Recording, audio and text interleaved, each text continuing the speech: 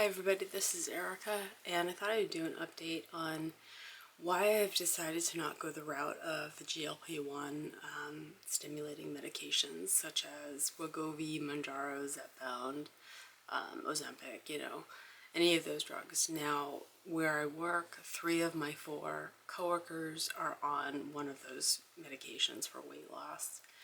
And it is tempting. One of them has had, kind of a dramatic weight loss on it.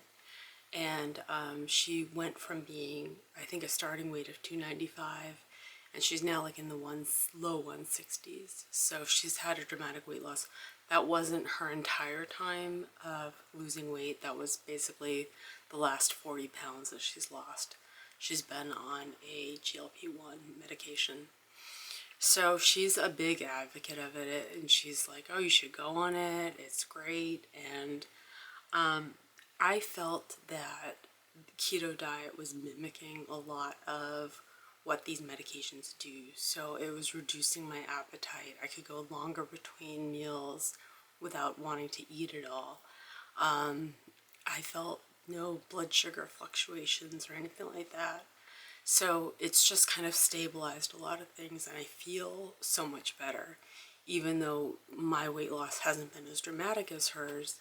And it is kind of tempting to want to see that scale just go right down. It just wasn't the right answer for me. So I have been on pharmaceuticals for things like I'm on a statin, which I have mixed feelings about. But I do have high cholesterol, the bad cholesterol. So I do take it. Hopefully, they tried to do a lipid panel on me the other day, but they failed with the blood draw, so I have to go back and get it redone. But my last fasting glucose level was 90, which is actually a lot better than what it had been. So I kind of feel like I've accomplished a lot of the things that I think these medications will accomplish for you.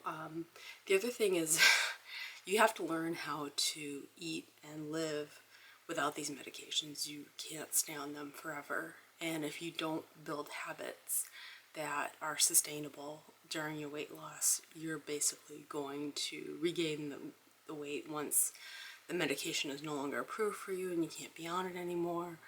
Or just basically if you stop taking it, which eventually you do have to stop taking it. So, yeah, one other pharmaceutical was just not appealing to me, and I just didn't feel like it was the right answer for me.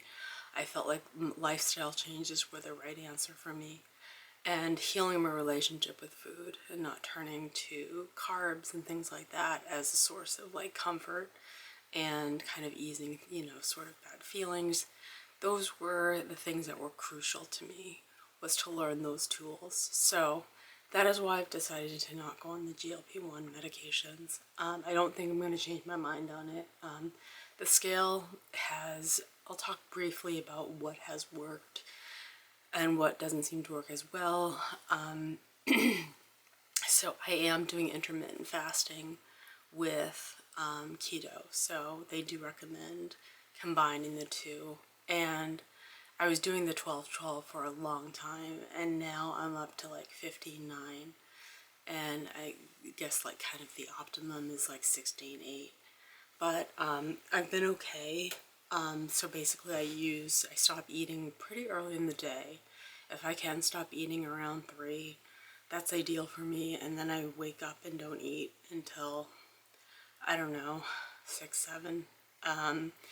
So that's kind of ideal for me. It's not always something that I can accomplish, like if I'm working or something like that. It's a little bit trickier to try to figure that out, but